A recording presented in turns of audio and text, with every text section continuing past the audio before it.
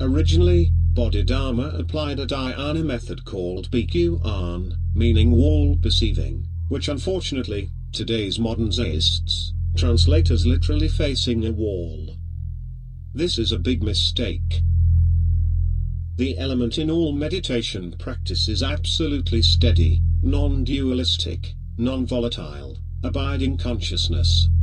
Knowing this, Bodhidharma meant that Bhikkhun should be practiced as mind perceiving, as a wall sees. Not mind perceiving a wall.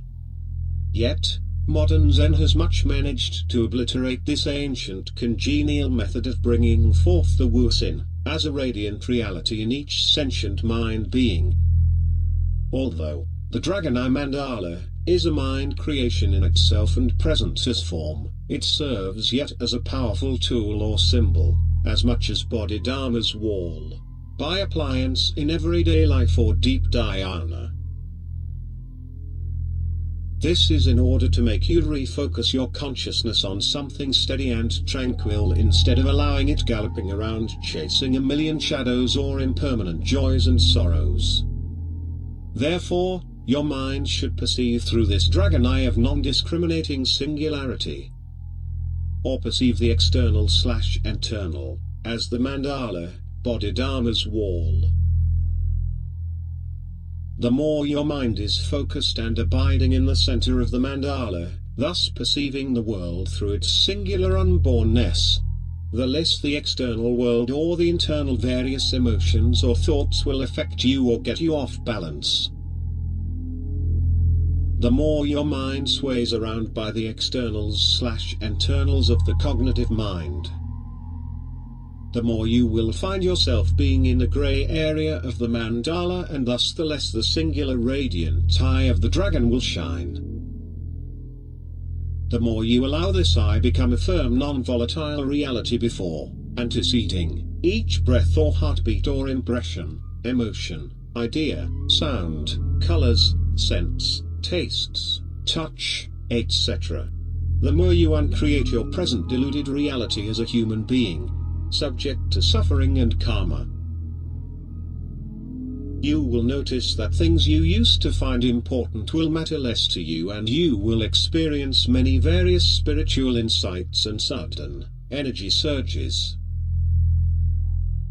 Yet even this should be allowed to pass by after some brief contemplations or closer studies, as it is only temporary manifestations of the mind when returning to its original unbornness.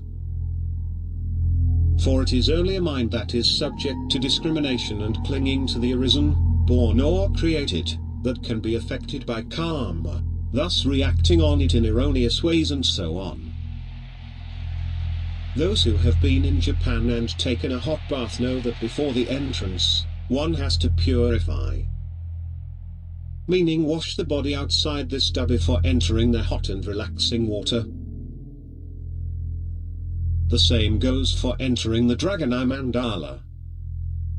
Some have the experience of sensing a strong wind of noumenal bliss, impossible to explain in words. Yet this has taken place due to good merit and much preparation, having purified their minds from the darker defilements that once plagued it.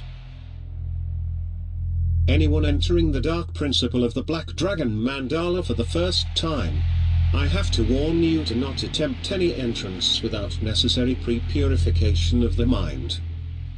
First of all, a mind in strong volition or doubt, or a mind upholding the three poisons, hate, anger, desire, should not make such an attempt, as the Dragon Mandala will surely reject you and cause you a great deal of discomfort in different ways.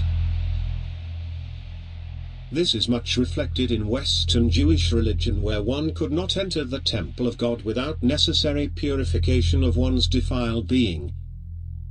Therefore, those who know the powerful nature of the mind and what it can do if not handled carefully, have to respect that power by first accepting and keeping the following essential purifications in mind.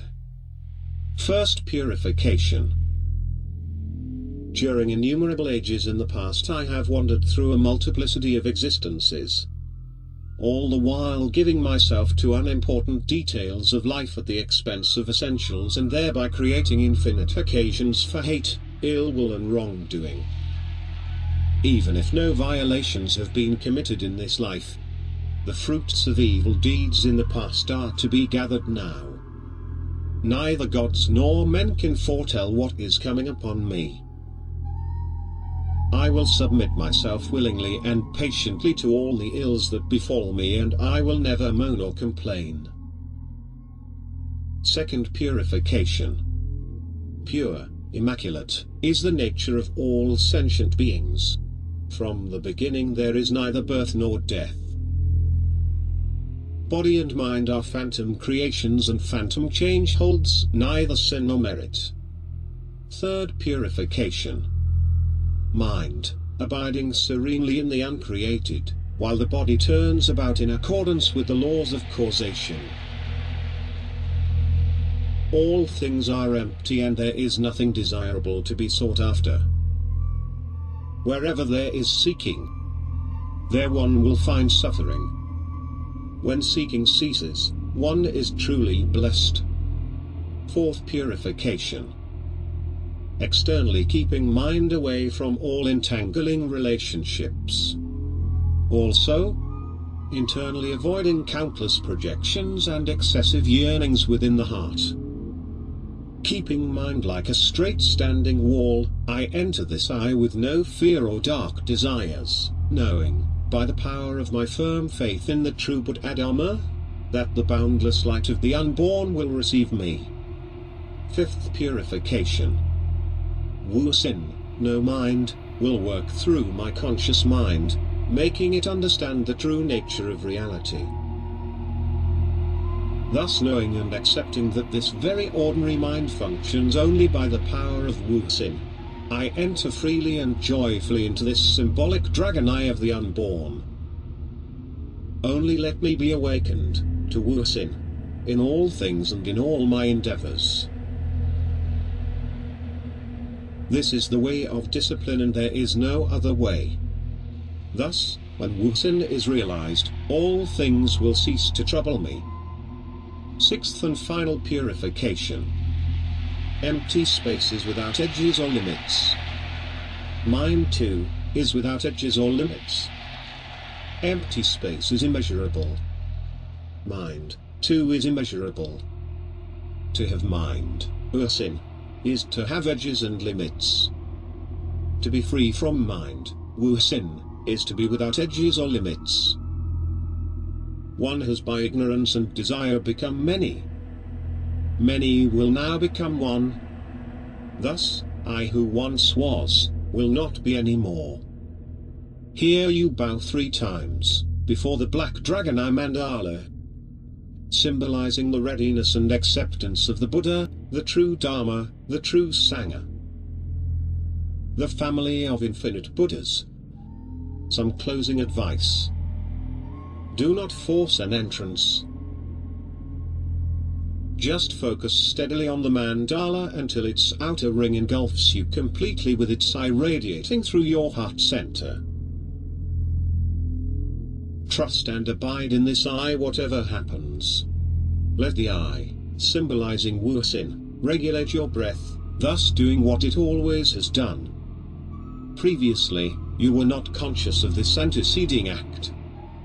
But now, when you are in perfect union with it, thus being equally antecedent in this action, you will discover the true sustaining source of your being.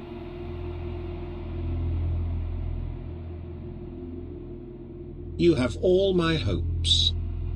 Tozen.